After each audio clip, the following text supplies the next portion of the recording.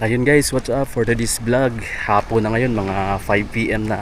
At nandito tayo ngayon sa seawall ng Barangay Baras dito sa Palu, Leyte.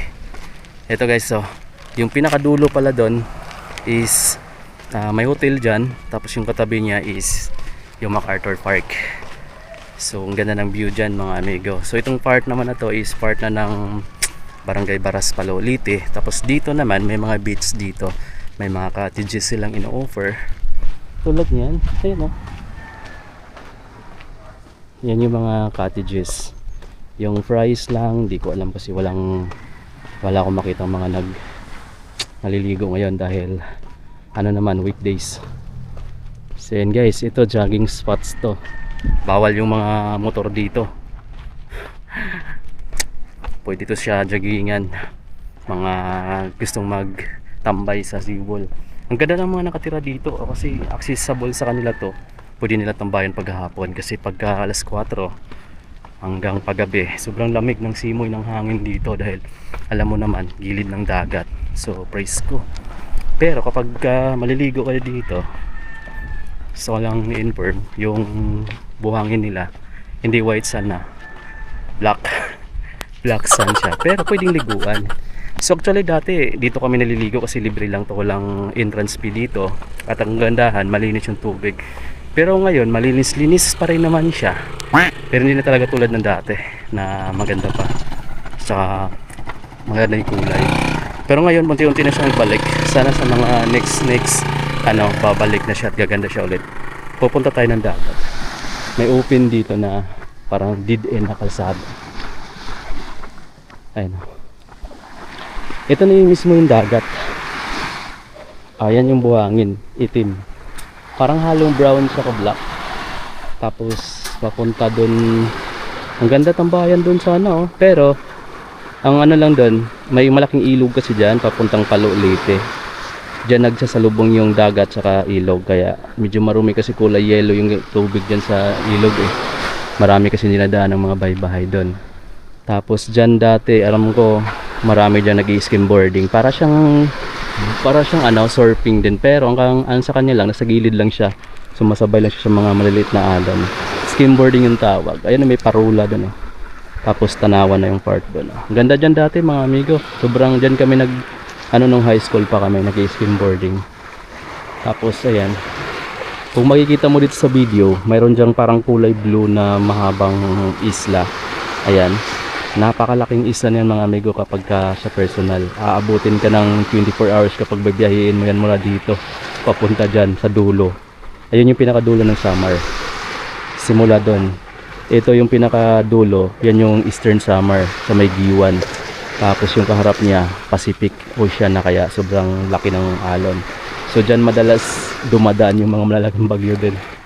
So MacArthur Park yung badala. Ayan, so yun yung kulay ng dagat dito. Tapos may mga dito, may mga cottages, beach. Pwede kayong maligo kung gusto niyo naman ng malapit lang sa Tacloban City. Tingnan nyo guys, meron ako nakita ditong mga cottages na tumagilid na dahil hinampas ng malaking alon. Ayan, un-AB na siya naman nakapagay sa kasi ayan malapit sa dagat. So ganyan yung mangyayari kapag may bagyo dito sa Leyte or malakas yung alon. Tumagilid na siya. Hindi ko alam kung nakapatong siya dati dito. Tinalian na lang siya. Sayang. Kaya marami lagi dito nasisirang cottage kapag may bagyo. Perfect din to dito kung may mga kasama ka nag-date. Kaya diba? May ka-date ka panganda rito, tumambay. Kahit magpagabi ka dito, basta may motor ka, ayos lang guys kasi may park dito. May mga tourist police naman sila nagbabantay. Hindi ko lang alam kung hanggang anong oras sila naglalagi dito. Tapos mayroon din ditong kainan. Accessible siya, may barbecuehan kung mahilig ka sa mga street foods. Meron din sila dito. Dalawang klase dito yung food park nila. Yung isa mga snackan, mga quick, mga pagnining ganyan, mga milk tea, mga basta lahat ng mga street foods. Tapos yung kabila naman, puro barbecue naman. Mga barbecue baboy, manok, isda. Tapos may kanin doon. Dito, meron din naman. Kayo lang mamimili kung anong klaseng pagkain yung gusto nyo. Tapos walking distance lang siya mga amigo. Halos tatawid ka lang. Tapos nandun ka na. So yun yung pinaka ganda rito. Kung tourist ka naman, gusto mo dito mag-stay sa MacArthur dahil maganda yung view, malapit sa dagat. Meron ding hotel dito. Ayan no. Mahaba yan doon. Mayroon silang swimming pool. Pwede ring maligo dito sa dagat. Pero usually wala akong nakikitang naliligo dito madalas. Pero okay naman na yung dagat banda rito. Yan nga lang, biglang lalim, kaya delikado. Eto siya oh. Seawall na agad pagbaba mo mismong dagat na, kaya delikado, di ba? Pero dati to dito kami naliligo. May buhangin kasi to dati. Tapos simula nung ginawa na tong yung pinaka seawall, katambakan na lahat ng buhangin. Nagiging seawall na. So nawala na yung buhangin, di ba? Ganon yung mangyayari kapag nagre-reclamation yung isang lugar or yung government. Talagang mawawala yung uusog yung dagat at mawawala yung dating ganda or yung natural na beauty ng dagat. Ayan yung hotel na sinasabi ko. Pahaba siya guys. Kaya kung dito kayo magstay, okay naman siya. Okay, so 6 PM na. Pabalik na ako ng MacArthur Park. 1 kilometro din yung nilakad ko mula dun sa pinakadulo na pinanggalingan natin. Pabalik dito sa MacArthur Park. Nasa harap. Ang dami pa tao dun no. Kasi kahit gabi maraming tao dyan. Yung iba dyan mga turista. Yung iba naman mga locals lang na gustong mag-relax, mag-chill, tumambay. Dahil naman maganda naman talaga tambayan dyan paghapon. Tulad ngayon, kung hindi lang ako naglalakad, malamig yung part dyan. Kasi naglalakad ako kaya di ko mararamdaman. Mainit yung pakiramdam ko. Tapos yung ano pala ngayon dito, medyo malakas yung alon, tingnan nyo. Maraming mga water lily oh. Diba? Malakas yung alon. Tapos yung ano ng dagat dyan guys, diretso sa palalim, tingnan mo pag ganun siya.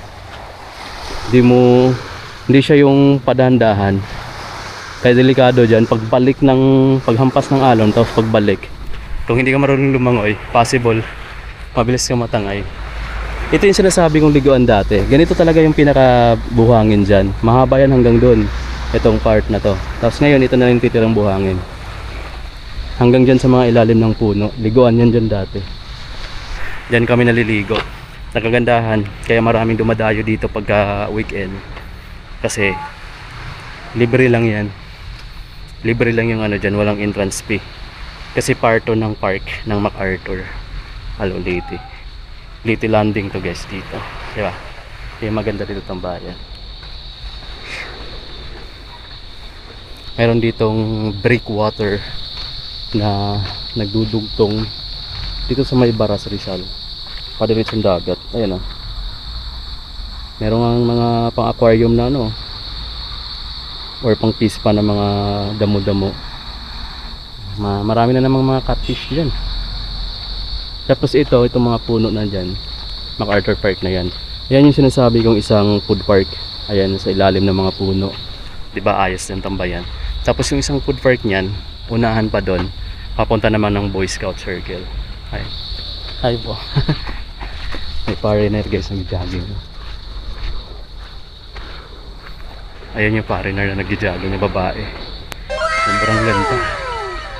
Naka-stay yata siya dito sa may hotel. Dito kasi dyan siya galing kanina lumabas. Swerte ka pagka madali ka na gano'n. Jackpot ka na guys, no? Di ko alam kung saan yung galing.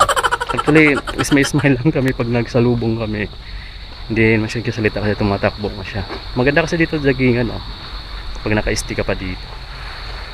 Yan, no? Tapos kanina naman may lalaki din. Yung lalaki nag-uusap kami. Di ko alam kung nahagip dito sa camera eh. Sa English yung salita. Pero itong kanina parang Russian.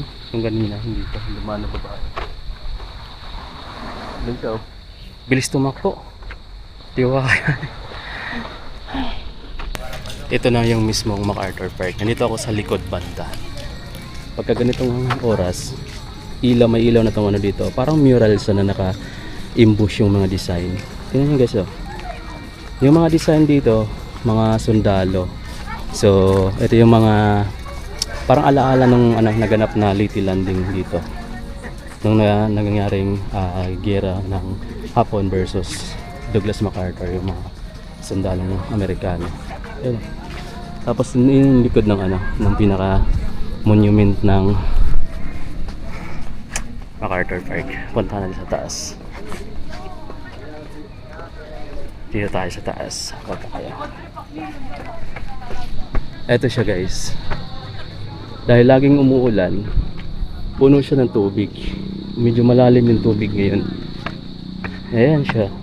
Tapos ang oras natin is mga 6:30 na. Marami pa rin mga turista oh. Paikot. Kanina marami-rami. Ngayon mas marami-rami doon. Lalo na siguro pag normal yung panahon, mas maraming tao. Ito yung pinaka harap. Andyan si MacArthur. Tapos may mga kasama siya dyan. Ito yung pinaka ano. Ganda rin ba? Daming tao. Safe naman dito dahil may mga tourist police. Nandun yata sila. Pero minsan napupunta sila dito sa mismong monument para mag-assess. Ayan guys. Diba? Ang daming mga turista. Okay, so yan pang thumbnail. Tapos ayan, marami pa doon. Tapos paikot. Meron din dito banda. So yun yung pinaka-update dito ngayon sa MacArthur Park. Mas maraming tao dito pag gabi tulad yan oh. May mga namamasyal pa. Yung iba naman, ang dinadayo dito is pagkain sa mismong park. Yun yung dinadayo dito pag gabi. Kasi tulad ngayon, weekdays, yung iba is galing pa ng trabaho, tapos kaka-out nila ng 5 PM, dumidiretso yung iba dito. Kasi presko naman talaga tambayan dito. Marami ka ditong pwedeng gawin, pwede kayong kumain, pwede mag-date, pwede kayong mag-banding ng pamilya. Tulad sa kanila, yung ginawa nila oh. So dito kasi pwede kayong maglatag ng banig dyan or mat para lagyan ng pagkain. So yun oh, ito yung ano, pwede tambayan. Tapos lilim din dahil mayroong puno. Tapos ayan lang yung food park oh, sinabi ko, di ba? Food park na siya. Kaya maganda tambayan dito. Tulad ko, nag-iisa-isa lang ako para akong tanga dito, nagbablog, nag-iisa lang. So doon na ako pupunta. Kaso minsan may mga laking ingat din kayo kasi may mga aso din pa mamaya makagat kayo, maapakan kayo. Tapos yung park na dito parang nilalagyan nila ng mga ano, pebbles ba tawag yan? Parang maliliit na mga bato. So parang may plano dito eh. Hindi ko alam kung lalagyan siya ng tubig kasi oh, parang pababa siyang ganun. Ang ganda kasi dito no, pagka lalagyan siya ng tubig. Tapos maganda dyan, lalagyan ng mga isda, mga koi fish. Sige, parang gawin siyang ano, parang anong tawag doon? Yung parang maliit na parang fish pond. Parang maganda siya no. Hindi ko alam kung yun yung pinaka purpose kung bakit ginawa ganito. Ayan. Pwede kasi umikot na lang doon. Siya yung pinaka magandang view dito. Bago lang din kasi ito guys, nilagyan na lang mga pathway para hindi naman din masira yung ano, yung pinaka. Tapos kung maulan kasi medyo maputik dyan, so mas maganda pag may pathway. Tapos ayan o, pwede kayong tumambay. Ayan yung pinaka park. Solid yung park. Kaya tayo papunta. Ito yung buko. Simple lang yung pag ano nila guys. Kinap na siyang ganon, ganon, ganon. 3 beses lang, tapos ganyan yung mangyayari. Ito naman yung pinaka ano niya, pinakailalim. Sa amin sa probinsya, pagka kumain kami ng buko, wala nang kutsara. Mismo ito lang, tatapyas ka lang ng konti dito. Yun ang magiging kutsara mo. Papormahin mo lang siyang kutsara. Tapos itong ganito naman, hinangat-ngat. Hinangat lang, hinangat. So, matamis din kasi naman to eh. Perfect lang yung pagkabuko niya oh. Tinan mo, manipis lang yung pinaka ano niya, pinakailalim. Pero bago tayo kakain, siyempre meron naman siyang ano dito. Ang pinaka-purpose talaga pinuntahan natin dito is yung sabaw niya. Kasi pag nag-jogging ka, actually dito nag-jogging, natutuyuan ka ng nauubusan ka ng ano, parang tuyong-tuyo yun dito mo kasi kailangan mo mag-refresh. So ito na yun, buko juice. Noong December hanggang March, nag-jogging ako dito.